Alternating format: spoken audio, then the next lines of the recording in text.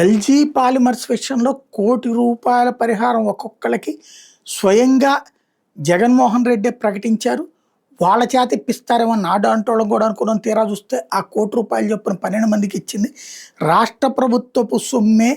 ఇది వాళ్ళతో ఎల్జీ వాళ్ళతో ఏం కాంట్రాక్ట్ అయ్యిందో అంటూ ఒక దిక్కుమాలిన వార్త రాసుకొచ్చింది ఆంధ్రజ్యోతి. అంటే జగనే ఇచ్చాడన్నటువంటి విషయం, రాష్ట్ర ప్రభుత్వ సొమ్మే జగనే ఇచ్చాడని తేలింది.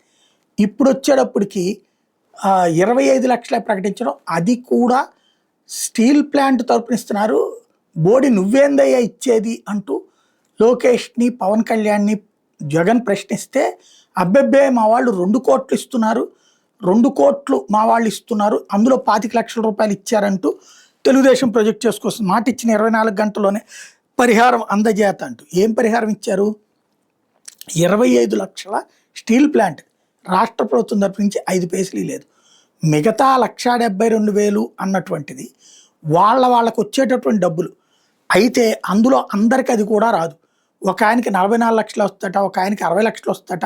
ఇది సిపిఎం వాళ్ళు లెక్క తీసి చెప్తున్నారు.